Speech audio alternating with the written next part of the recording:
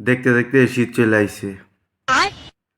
প্রতিবারই মনে করি বিয়ে হইব বিয়ে হইব বিয়ে হইব, কিন্তু বিয়ে হয় না, হয় না, বিয়ে হয় না।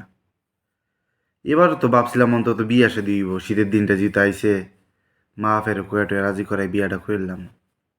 না কইতে, হুম, অসম্ভব। বিয়া কোনোভাবেই এটা সম্ভব না।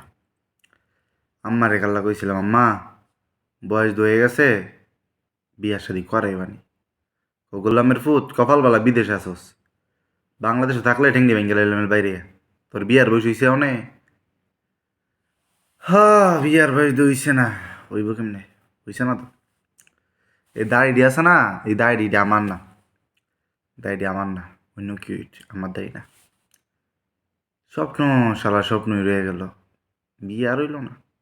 আরে বৈদেশি মানুষ একলা একলা থাকে।